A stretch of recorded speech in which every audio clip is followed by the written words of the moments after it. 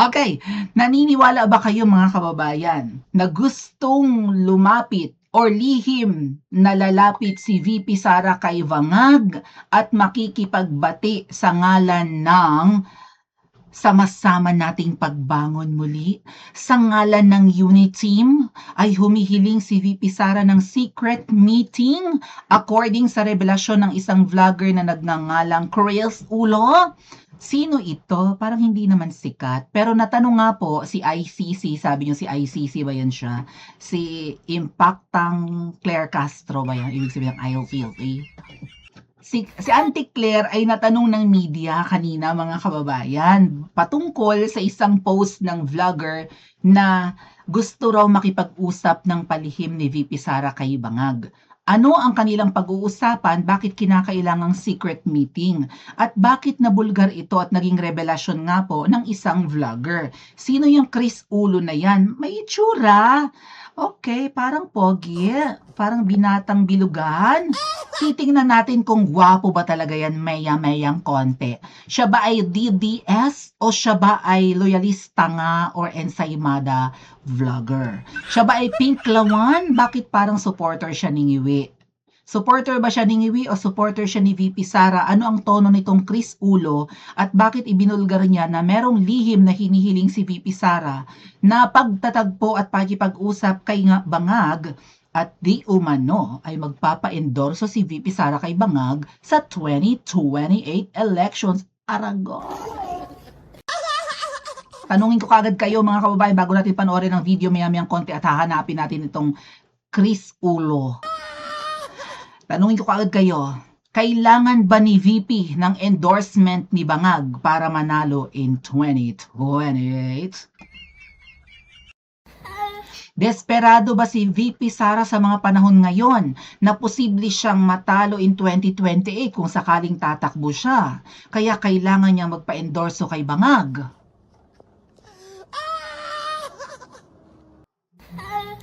Saang universe ito nabibilang? Saang universe ha? Sa multi-universe na meron.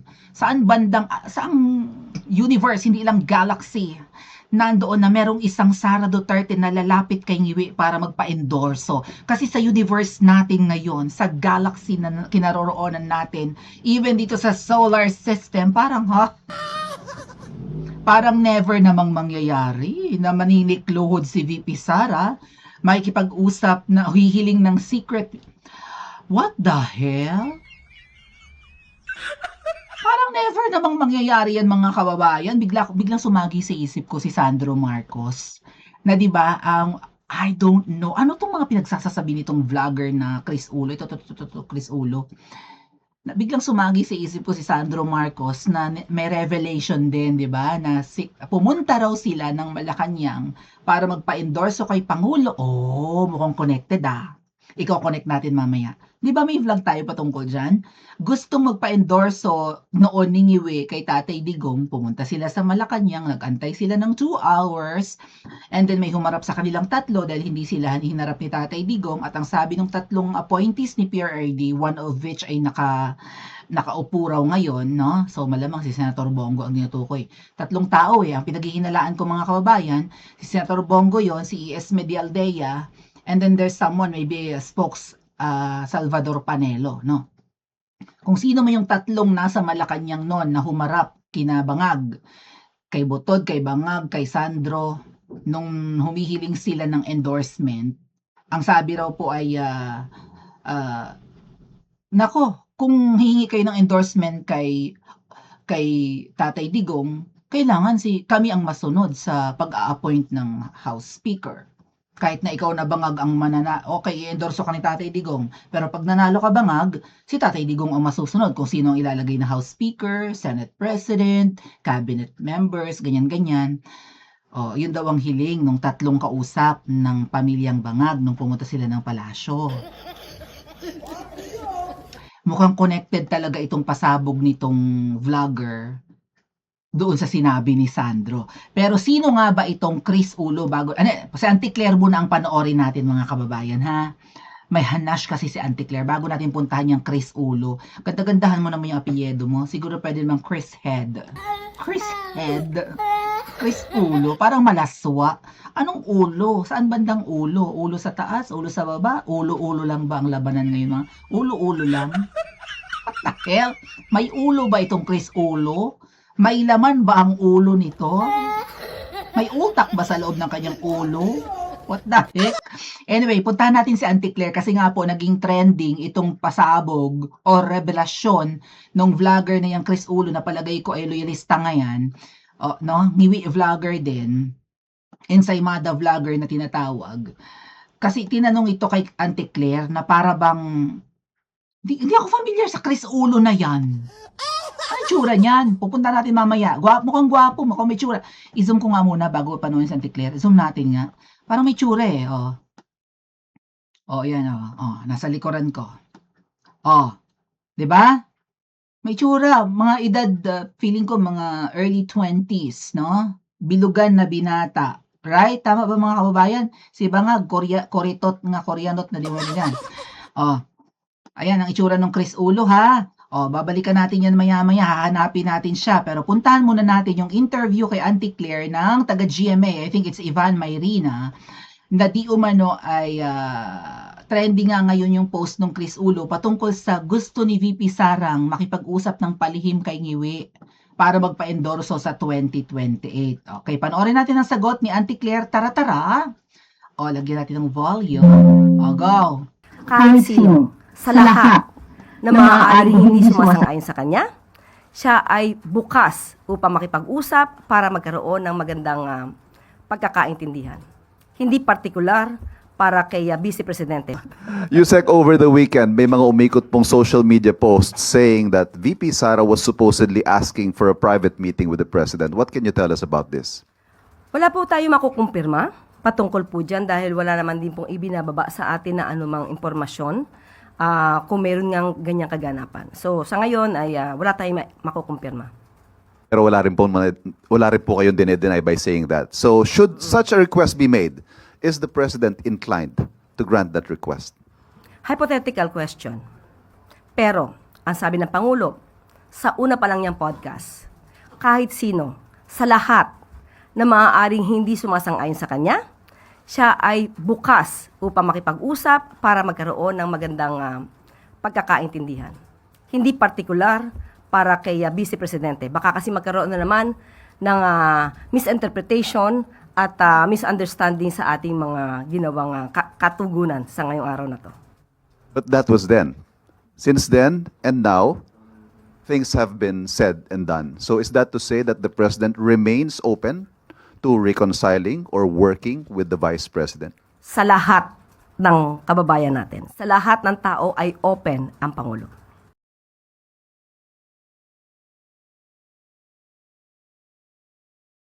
So, ang sagot ni Auntie Claire, mga kababayan, is a safe answer. Tama? Which ay, halata kong kaplastikan. Willing naman daw makipag-usap si Ngiwi sa lahat. Hindi lang kay VP Sara, kahit kanino.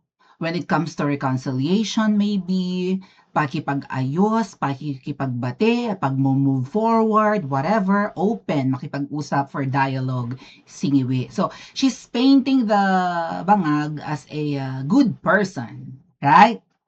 Na, naman, mabait yan, madaling kausap. Maybe this is true. Maybe. Pero, ang tingin ko dito, hindi si VP Sara ang desperado for reconciliation, kundi si Ngiwi. Kaya ganyan ang sagot ni Auntie Claire.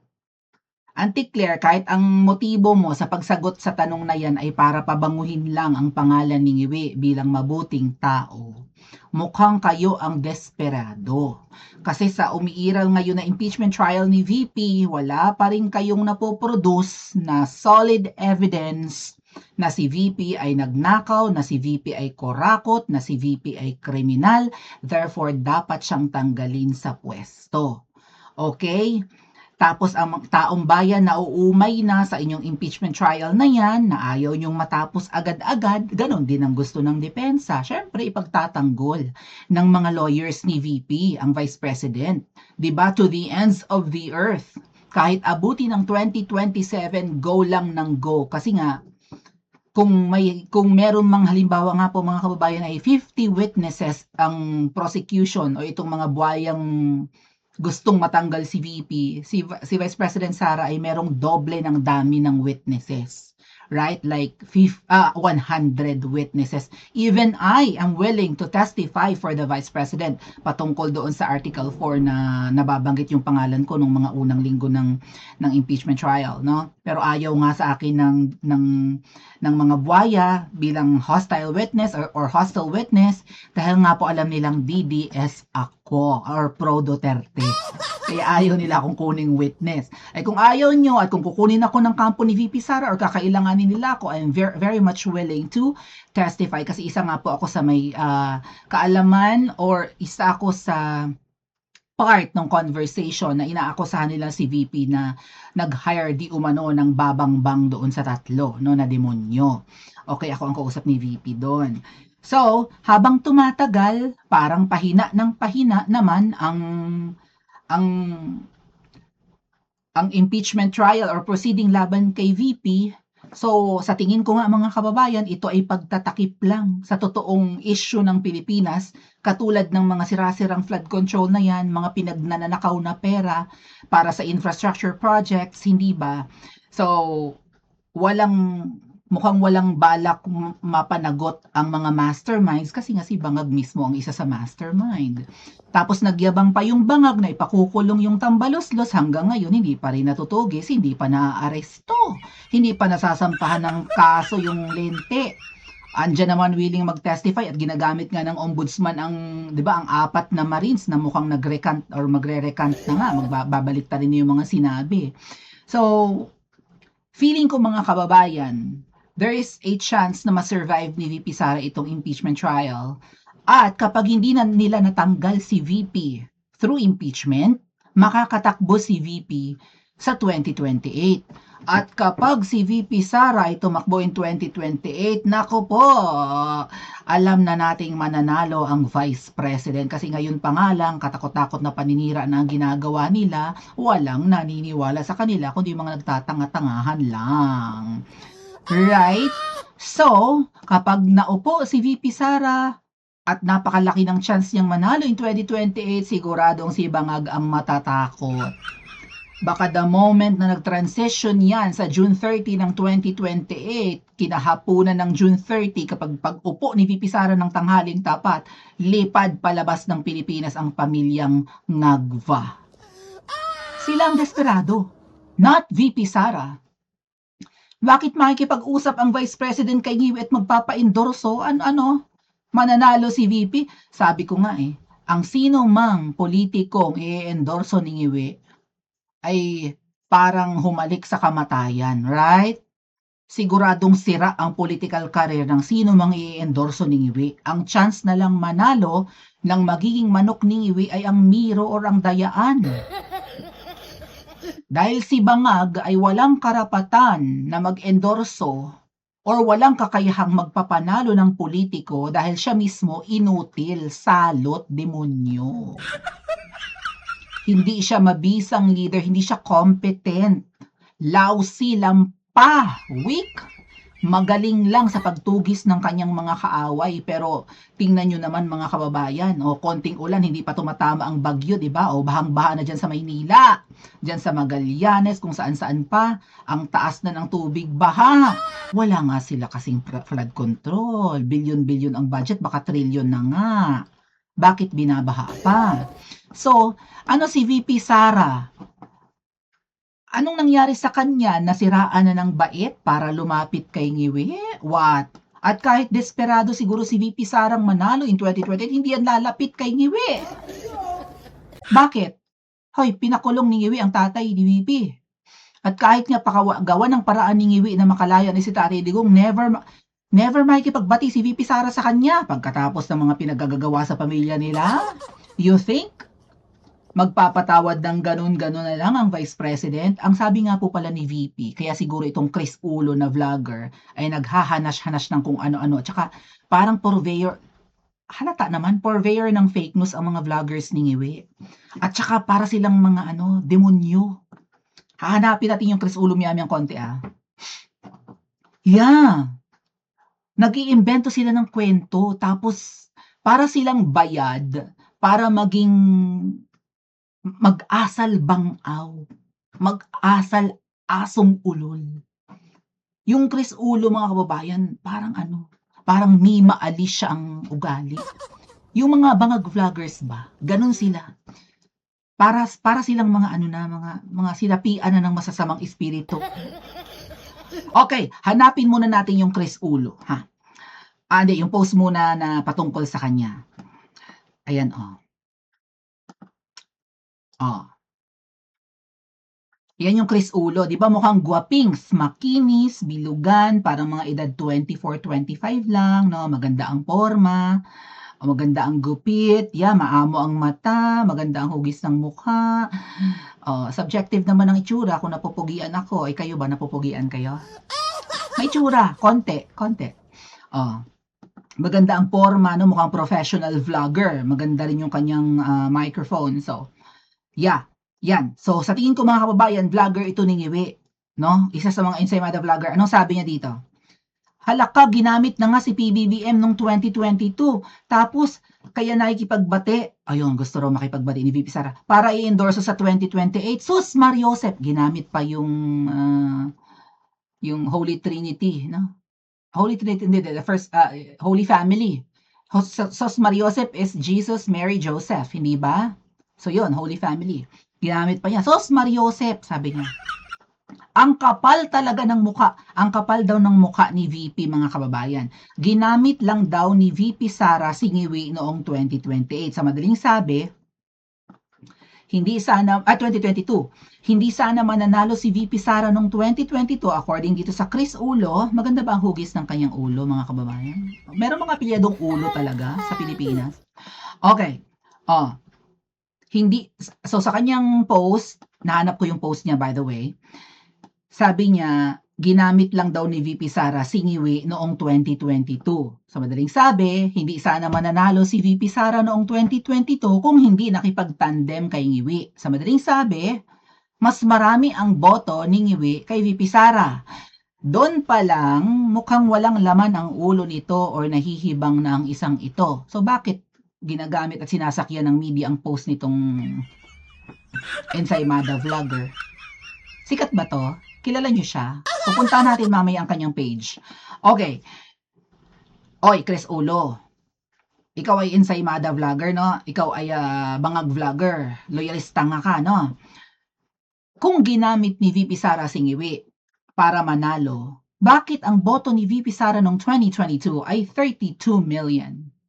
At si Bangag ay 31M lang.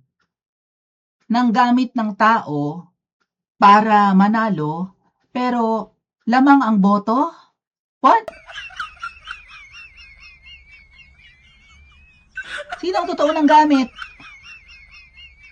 Sumakay lang sa popularidad ni Ngiwi, si VP Sara, tapos nung binilang yung boto, lamang ng 1 milyon si VP sa kanya?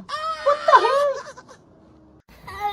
So, kung hindi pala nagtandem yung dalawa, Chris Ulo, kung may laman ang ulo mo. Kung hindi naglaban yung dalawa, kung hindi sila nagtandem tapos naglaban sila, sino ang mananalo? Si Ngiwi? 32 million ang boto ni VP, 31M ang boto ni Ngiwi. Saang universe mananalo si Ngiwi over VP? Kaya mga kababayan, yung mga vloggers na pro-BBM, para silang may aning, para silang may pitik, ang papangit pa!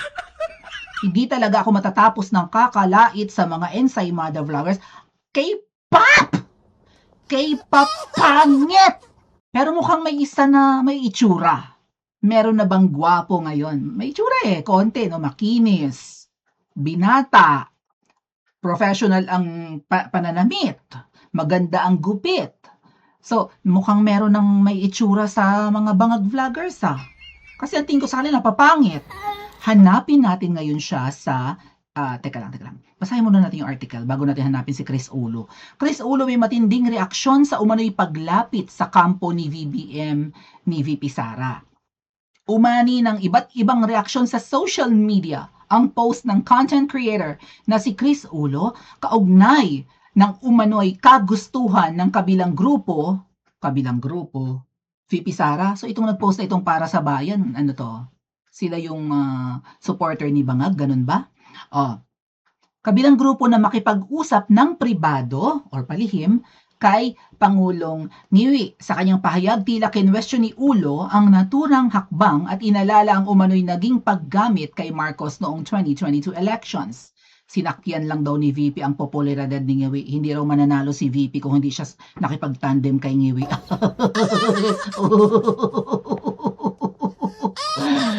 Nagpapatawa, di man kalbo. Halak ka, yun nga, halak ka, ginamit na nga si PBBM 22, tapos ngayon, tapos what the hell? Ba't pa pinagpapapatulan ng media itong, sikat ba itong vlogger? Okay, hanapin natin. Ito yung post nung Chris Ulo, mga kababayan. Halak ka, ginamit na nga si PBBM noong 2022. Kaya nakikipagbati kaya nakikipagbati para endorse sa 2022. Ang kapal daw ng mukha ni VP. Mga kababayan, sabi nung Chris Ulo, ang tigas daw ng mukha ng Vice President. Manggagamit na nga, tapos magpapa-endorso pa sa 2028, ang tigas daw ng mukha ni VP, mga kababayan.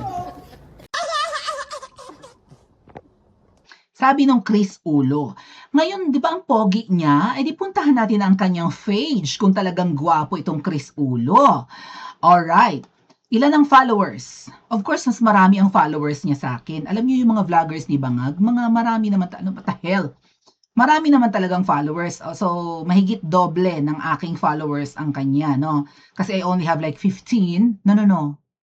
Almost double. I only have 15,000 followers. He has 26. So, lamang siya sa akin ng 11,000 followers, mga kababayan. Ngayon, parang pogi. Di ba ang pogi niya din, mga ate at kuya, sa picture?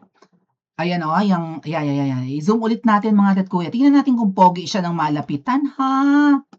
Pogi naman, may tsura naman, yan, pogita. Very alluring ang mukha, maamo, mabait. Puntahan natin ang kanyang page. Tingnan natin yung kanyang profile picture. Zoom. Nasa radyo siya, mga ating, yung Chris Ulo. Manila, whatever radio that is. But parang hindi man pogi. Parang budol. Punta natin yung cover photo. Parang pogi siya sa cover photo eh. Ito. Zoom natin. Teka, ba't parang mataba, mga ateng?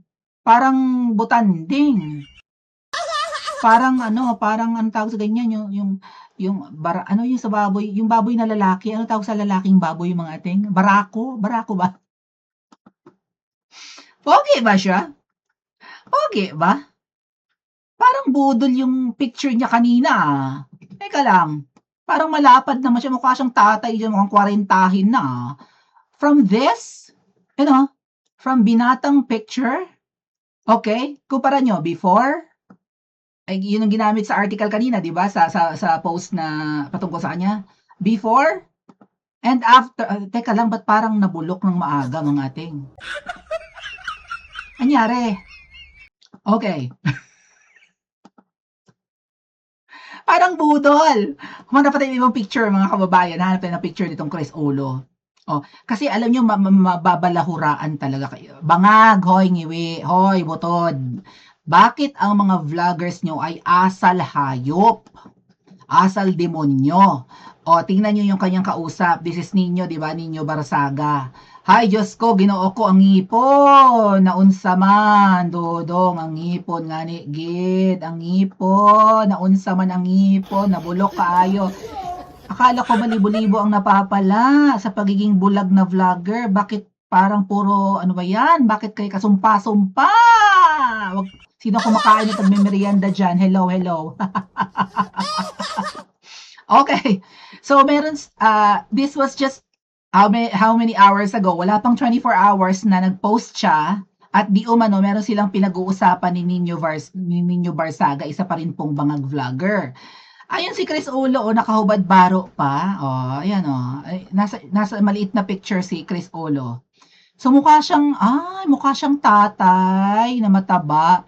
Tapos hubad baro habang nakikipag-usap kay Ninyo Barzaga. Hindi naman pogi. Tapos meron siyang picture na may mga roba-roba. Yan, may picture siya ng nakaroba siya, parang nasa hotel somewhere, maybe, I don't know where he is. I don't really care. Kung saan mang beach yan. Pumunta sa burol ni Mima Alicia, mga kababayan, yung Chris Ulo. Nagpo-post ng picture ni VP na nagmumura. Yan. Si Sec Panelo, pinopost din niya, binabatikos niya. Asan ang iba mong picture, Chris Ulo? Inay, parang kamukha ni Edwin Hamora. Charot.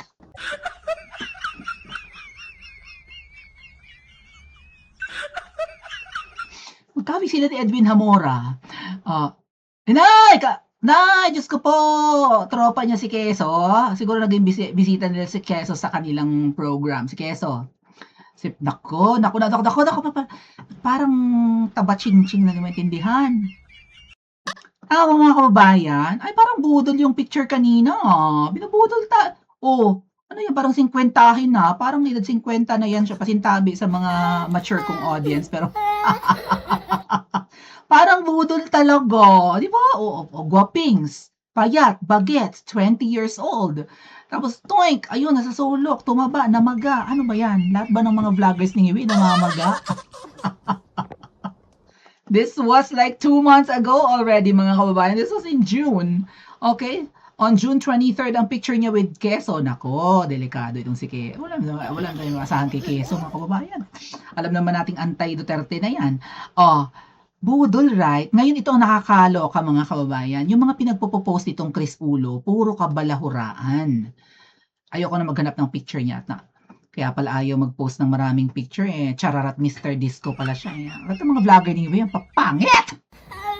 Akala ko may guwapings na. Sabi ko, ay guwapings. Yung Chris Ulo na nagbulgar na palihim na magkikipag-meet si VP Sara kay Bangag.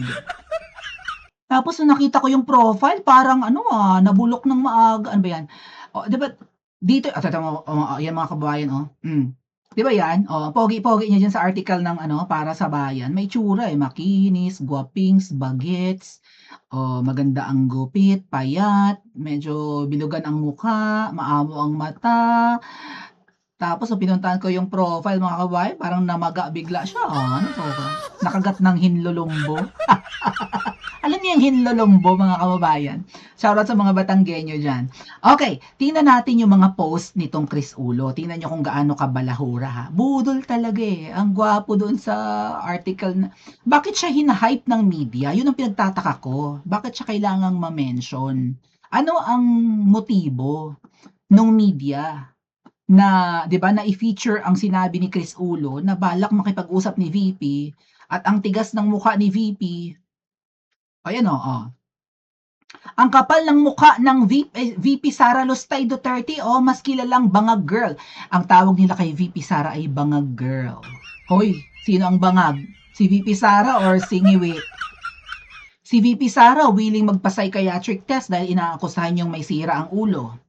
Pero at the same time, gusto rin ni VP Sara sabay-sabay magpa-hair follicle lahat. So saan ka humuhugot, Chris Ulo, ng kabangagan mo? Naaakusahan mong bangag si VP Sara? Inaakusahan mo siyang gumagamit ng kokaina, ng tiyabo? O willing si VP Sara magpa-hair follicle test, magtanggalan ng buhok, magpa-test ko positibo sa droga? Yung amo mong bangag, willing? Tama ba, mga kababayan? Ang kapal daw ng mukha, tuwang-tuwa siya na na-feature siya sa balita ng GMA7. Ito naman kasi GMA7, alam naman natin yun, bias network yan tingnan niyo, mga kababayan. Ayan yung balita, di ba? Malacanang sa umano'y hiling ni VP Sara Duterte na private meeting sa Pangulo. Ang sabi ng Pangulo sa una pa lang niyang podcast, kahit sino, sa lahat ng hindi sumasang-ayon sa kanya, siya ay bukas upang makipag-usap para magkaroon ng pagkakaintindihan. Bakit? Para nababahag ang buntot mong iwi. Kaya ang tanong ko sa inyo, mga kababayan, sa tingin nyo, makikipagbati si VP Sara kay Bangag? Yan, post ng Chris. Mga DDS, sabi niya, hulaan nyo kung anong pinag-usapan namin ni Ba't namin hulaan? Ano mapapala namin? Ano pinag-uusapan nyo? Sweldo, bayad, or paninira? Nakikiride on ka sa kasikatan ni ninyo? Wow, ang gandang mukha. Ang mga vloggers ni Bangag talagang mga good looking, no? Ganda pa ng ngipin. Nakakarimarim. Nag-uusap daw sila. May pag-uusapan bang maganda ang mga yan? Oh, Mayor Magalong naman. Oh, mga DDS, huwag kalimutang magsimba ngayong linggo. Oh, si Tatay Digong binabati-batikos niya. VP Sara Duterte o mas kilalang Bangag Girl. Ang tawag niya kay VP ay Bangag Girl. So gusto niyang palabasin na si VP Sara ay adik. Tinabla ni PBBM sa closed door meeting? O Auntie Claire, ano baga ang totoo? Ha, tanungin kita. Ang sabi ng Chris Ulo, or at least nagpapahiwatig siya, na tinabla, tinanggihan, inayawan, suplado si BBM. Nag-approach si VP pero tinabla, closed door meeting, sikretong pag-uusap. Walang dapat makaalam, sila lang. So malamang pupunta si VP Sara sa Malacanang para tinabla raw. Ano ba talaga, Auntie Claire? Tinabla or welcome? Sino ang sinungaling sa inyo? Sino ang sinungaling? Si Chris Olo o si Auntie Claire, mga kababayan? Or pede both?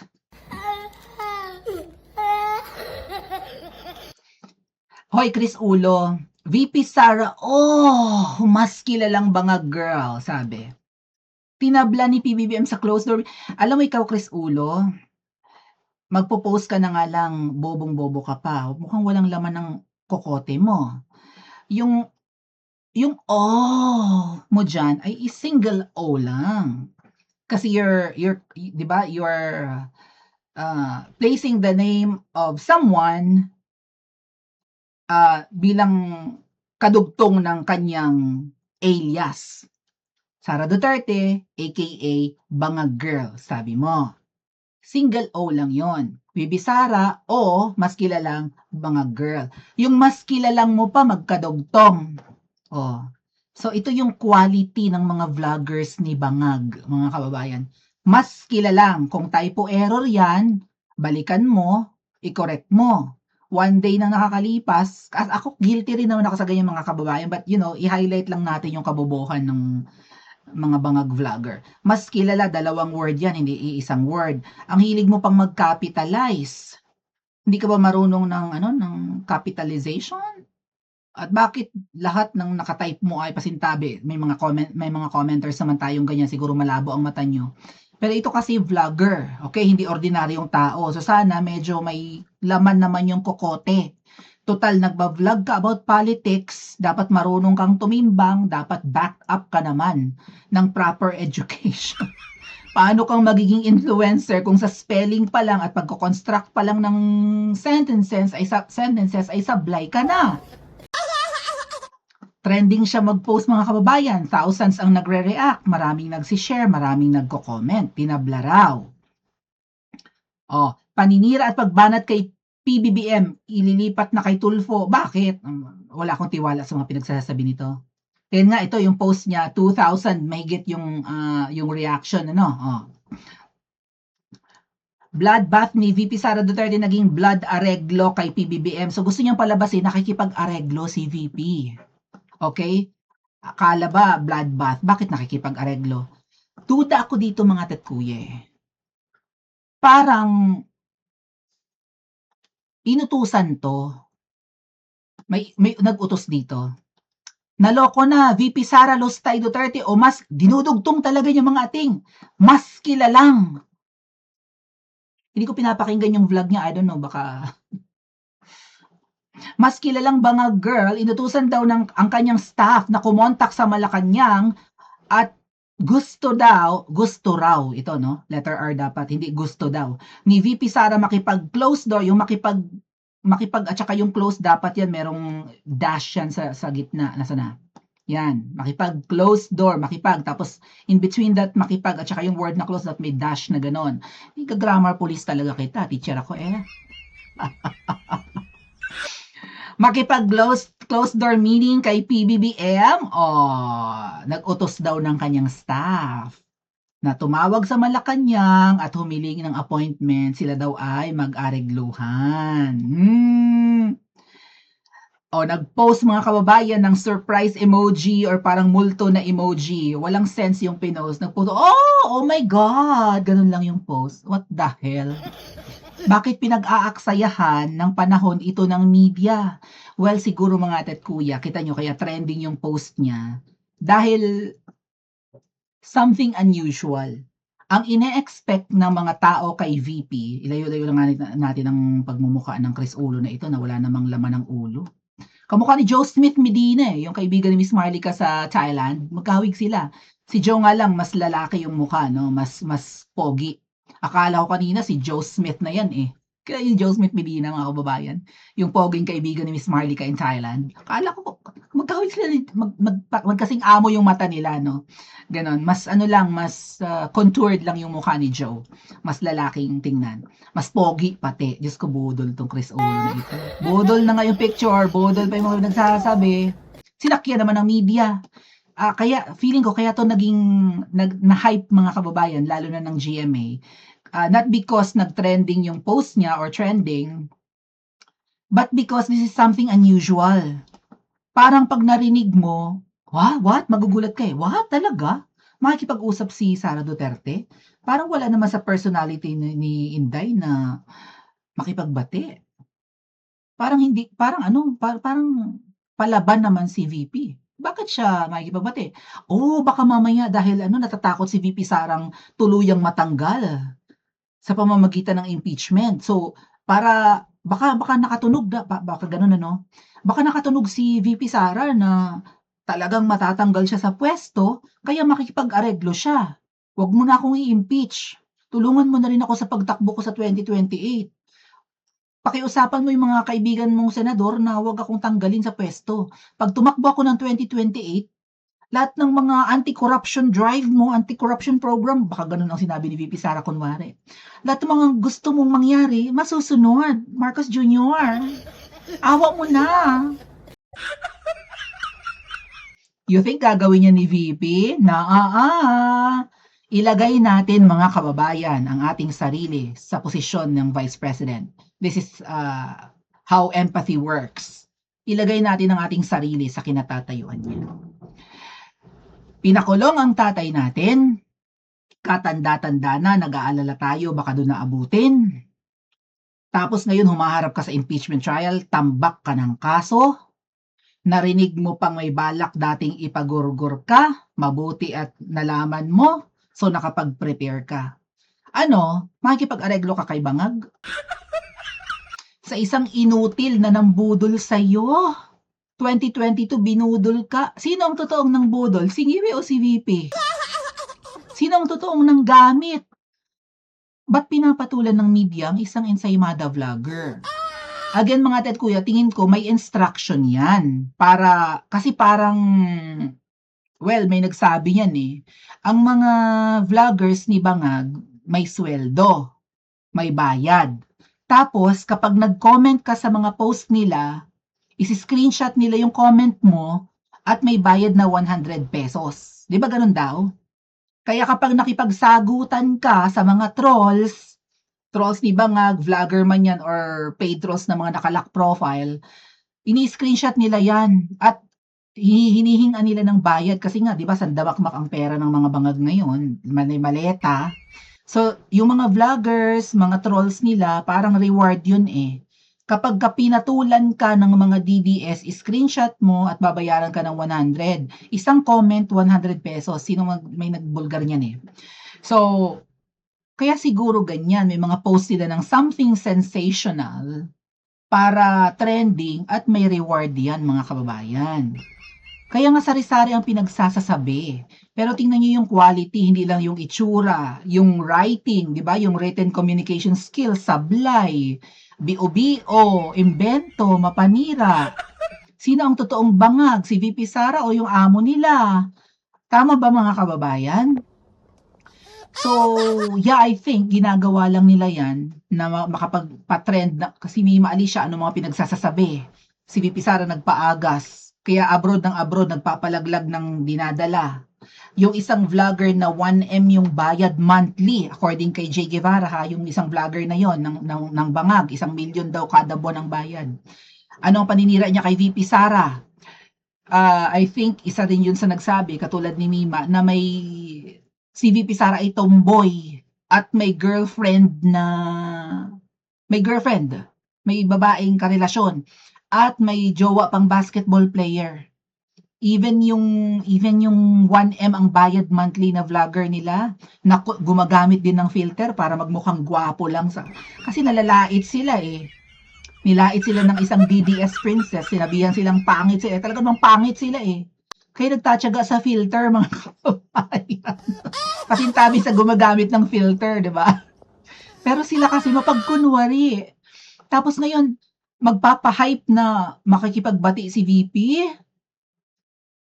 Alam niyo ang pakiramdam ko dito, si Ngiwi ang totoong gustong makipagbati. Hindi si VP. Hindi desperada si VP Sara. Sabi nga niya, tinanggap na niya ang kanyang kapalaran. Ma-impeach man siya or hindi, tanggap na niya. Anong magagawa ni VP kung ang mga senador na yan hawak na ni butod sa leeg at boboto ng yes sa impeachment? Wala na. Sabi nga, katulad ni Tatay Digong, di ba fatalistic nga si Tatay Digong, naniniwala sila sa fate, sa kapalaran, whatever. Parang tinanggap na rin ni VP na kung kapalaran niyang matatanggal, hindi yan dahil sa kawalan ng hustisya sa Pilipinas, kundi baka itinulot na rin nung nasa itaas na mangyari. Siguro para magising tayo. Right? Pero never na makikipagbati at maninikluhod si VP kay Bangag. Maybe it's the other way around. Kasi nga, Bangag, malapit nang matapos ang termino mo at kapag nalampasan ni VP Sara ang impeachment na ito at nakatakbo yan ng 2028, magtago-tago ka na. Marami kang kasalanan kay VP at ang pinakamalaki mong kasalanan yung pagpapakulong mo sa tatay niya. Impeachable offense yan pero never kang nai-impeach dahil hawak mo ang power, hawak mo ang pera, nasusungal-ngalan yun ng pera ang mga buhaya. Kaya hindi ka nai-impeach Bangag, ikaw ang ka-impeach sa totoo lang. Ikaw ang dapat matanggal sa pwesto. Okay? Pero alam nyo, siguro nakakuha rin ng idea itong Chris Ulo para sabihin na gustong makapagbati ni VP dahil may sinabi noong nakaraan si VP Sara, I think in Davao, no, Kadayawan kasi. So, during an interview of VP Sara nung nagsimba siya habang may Kadayawan Festival dyan sa Davao City, sinabi ni VP na personally, wala akong galit kay PBBM. Not sure kung sa Davao niya sinabi or in The Hague. Pero magkasunod naman yan eh. Pagkagaling niya ng The Hague, nakauwi pa siya para sa Kadayawan Festival. So, alinman, in The Hague or in Davao City, binanggit ni VP Sara mga kababayan na personally, wala akong galit kay PBBM. Pero, bilang Pilipino, right? Bilang Pilipino na supposedly ay pagsisilbihan ni Bangag. Pero ang ginagawa ni Bangag ay katakot-takot na korupsyon at panloloko sa taong bayan ay hindi ito pwede. Hindi ito mapapalagpas ni VP. Right? Ang kasalanan ni Bangag sa taong bayan, sa kainutilan, sa kapabayaan, sa abuso, sa pag-abuso sa power at pagnenenok ng kaban ng bayan, hindi mapapalampas ng ating pangalawang Pangulo. Hindi makakaligtas kay VP. Kung ano man ang personal na ginagawa ni Bangag laban kay VP, pakels dyan si VP Sara. Deadma. Pero ibang usapin. Di ba yung obligasyon ni Ngiwi para sa taong bayan? VP Sara as part of the Philippine population na ginaganyan na, di ba, na lahat tayo apektado sa panloloko at kainutilan ni Bangag. Hindi lang kainutilan eh. Pang-aabuso mga ating. Ay, mananagot kang Ngiwi. Baka dun nakaisip ng maipost itong Chris Ulo, no? Ay, sabi nung Sara Duterte, wala siyang personal na galit. Ay, naduduwag. Tapos nag-invento na ng kwento. O, humihingi daw ng secret meeting para makipag-areglo. O tinanggihan daw ni Bangag. Maybe ang katotohanan sa sinabi ng Chris Ulo ay ang katotohanan na si Ngiwi ay suplado, elitista. So yung katotohanan na pwede siyang tumanggi, right? Kung lalapit sa kanya si VP. Pero Bangag, sakasakaling maghimala ang langit at lupa at nag-approach sa iyo si VP, dapat kang magdiwang.